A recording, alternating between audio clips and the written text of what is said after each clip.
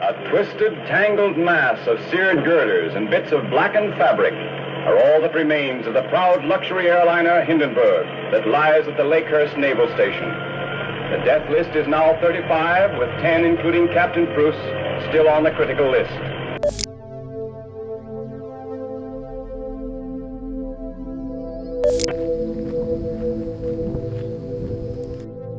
I think you were the one who said, are there any modern aircraft people here? Which kind of kicked off that whole thing. And then we realized it could be Captain Murphy. Right. And I think once you started that dialogue with him. And I confirmed that it was him, because I had several questions that only he would know. And he answered, and I'm like, okay, yes, this is Captain Murphy. Fine, we're on our way to come and get you. Pop smoke, we'll be there. And then when we looked over towards the hangar, the way the cloud formation looked, it actually looked like somebody had popped smoke. Remember I said pop smoke, right? What's that cloud look like, and where's that right about? True or not true? It certainly is a hell of a coincidence, I'll tell you that. Does it look like that could be a blue smoke marker from a pilot? I think it's a coincidence. It's from a hell hell. of a coincidence. Wow. I mean, that's like right over top of that thing. There have been several different times bodies have been put in 307. There was a aircraft crash in 2000 of a commuter plane that took off out of here heading towards Washington, D.C. that had crashed. And when those bodies were recovered, they were put in Hangar 307. Hangar 307 has been used as a staging area morgue or makeshift morgue in more than one occasion, several different times. When I was young, I watched an old black and white movie about a World War II bomber crew who had crash-landed in the desert. One guy had bailed out over the ocean and they thought he was dead. After the crash, they tried to fix the plane and hope for rescue. At the end, a helicopter lands and the guy who bailed out comes over to where they are standing and walks right past them. It turns out they're dead and had been the whole time. The sole survivor gets in the helicopter and flies off, leaving the dead crew standing there.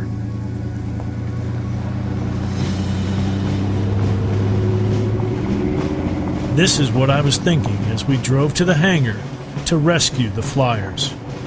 One, it's very significant. It was Captain Michael Murphy was the lead of the flight, #1 F-4 Phantom that was flying for the Blue Angels that day. He was also one of the first Marine, if I remember correctly, that was actually the commanding officer of the Blue Angels. So he was significant in that way.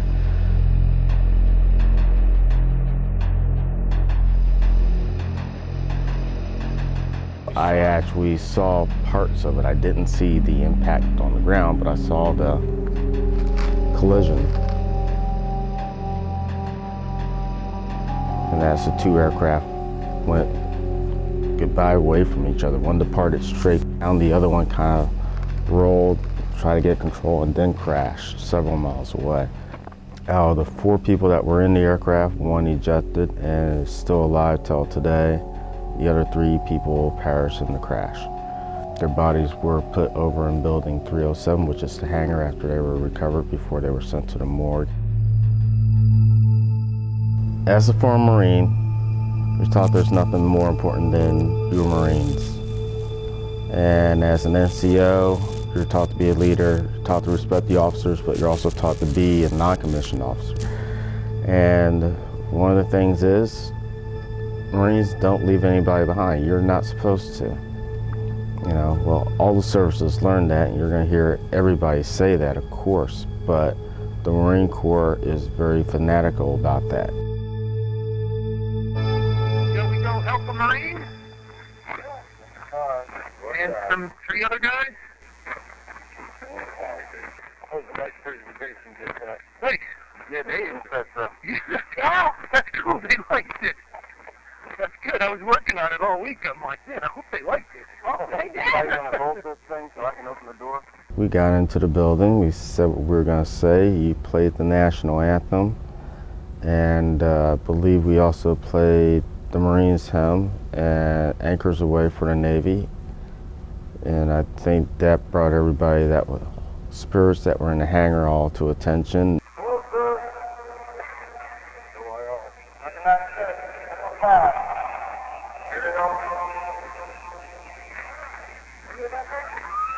Upstairs.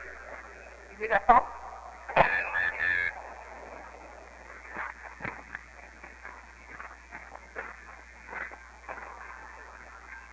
Yes, sir. Captain Murphy, we're here to help you, sir. I keep my word.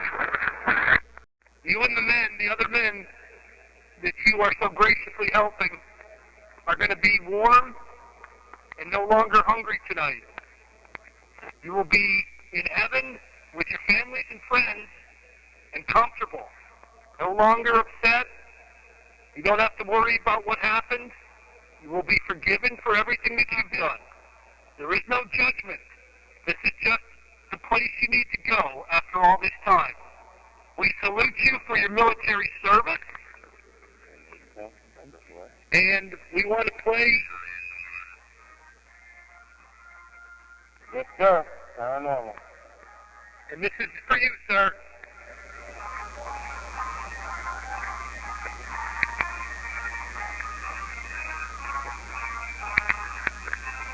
You hear that?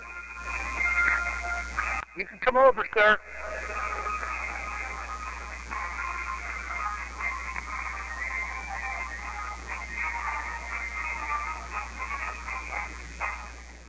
Sir, could you and the other three men please form up here around us so we may help you?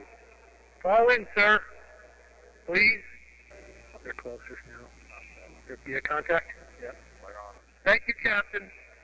Sir, you and your men, please follow my instructions. It's very easy. We're going to cross you over right now. I'll do one thing first. Certainly. Staff Sergeant Fields would like to do something in honor of you men. Go ahead, Greg. Sir, gentlemen, I want to say what a great honor it is to meet you and to help you. I was a little kid when you had your mishap out here. You lived in base housing. Me and my uncle were out. Carol? No, Carol. But we saw you guys for that very last brief moment. And you guys are the ones that actually made me want to go to the Marine Corps. So for that, thank you. I salute you. Sympathize.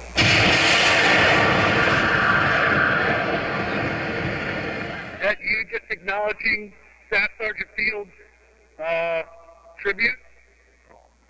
Okay, guys. You've waited long enough. Thank you again for your salute. It is an honor to meet you. You guys were incredible pilots. And as far as we're concerned, you guys are all heroes to us. And we're sorry that that accident happened.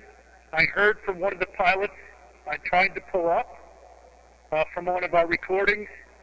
And that's unfortunate, but we are here to help you. So let's do it now. First, I'll do the prayer that you asked for, sir. Everyone bow your heads. Our Father, who art in heaven, hallowed be thy name. Thy kingdom come, thy will be done, on earth as it is in heaven. Give us this day our daily bread, and forgive us our trespasses, as we forgive those who trespass against us. And lead us not into temptation, but deliver us from all evil. Amen.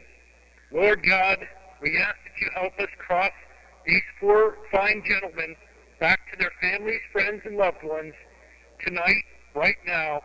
Please open a portal in this building here that they may cross into heaven. Sir, around you is a light. Stare into it and you will get used to it. That is a doorway. It is a portal to heaven, a doorway to heaven. Everyone you know is there. Everyone you love is there. It's very simple. You just have to cross into and through the doorway into heaven. Lord God, send your angels and this gentleman, Captain Mike Murphy's family, and the other four flyers, send their families through to show them that this is real and that they may be happy and no longer hungry and no longer hot and no longer cold, and ask you to go into heaven right now. Please show the other men that we're being honest, Captain, and lead them into heaven at this moment. You know, when the mechanics are working on the aircrafts, they use stairs to get on top of the aircrafts. And from one of them, when we were crossing everybody over, I looked up and there was a pilot saluting us, looking down at us and saluting us. So that was really cool to see. Yeah, it actually brought tears to my eyes to see that. Lord God, help these men through. Show them the love and light that you have for every human soul. Make them warm and comfortable. Take away their hunger. Take away their hurt. Show them only love. Amen. Angels, keep the portal open until the last man has gone through, then close it. Remove all the negative energy and emotions associated with those gentlemen in this building. All entrapments are released. This area is now free and clear of all negative emotional energy. Cleanse it and provide it with light and love. Amen. This thing's no longer talking. That's usually a good indication when they go. I was interrupting us earlier. Lord God, the gentlemen to cross, please close the portal, remove the negative energy, and cleanse this area. I had somebody behind me, too, earlier. Please, angels, keep the portal open till those 4 men are in, and then close it.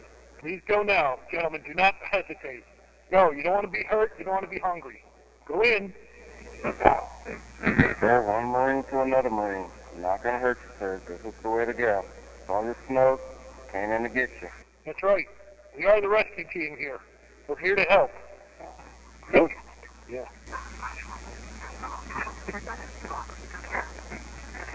See, what happens is you also attract other people in. Those 4, I think, went. Mm-hmm. And then you get the looky-loos coming around and, watching from a distance. We take care of our own. We're a brethren. We're the few, the proud, the Marines. We make sure that everybody is brought home. You know, it's just that simple. We've got somebody here still. Please help them. Well, we got them. I think the 4 guys went. It's just that we're attracting more people every time we do this.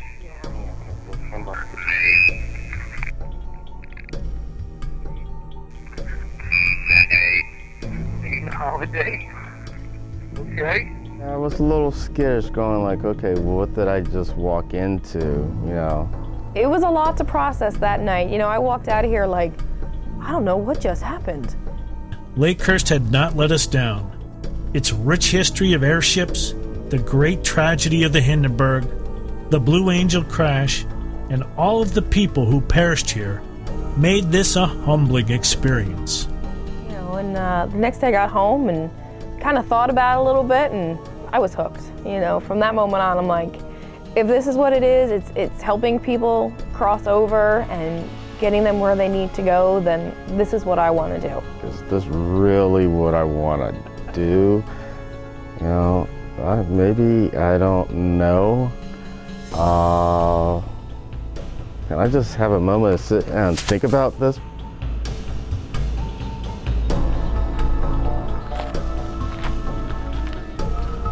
Well, folks, we crossed over 70 people from this spot.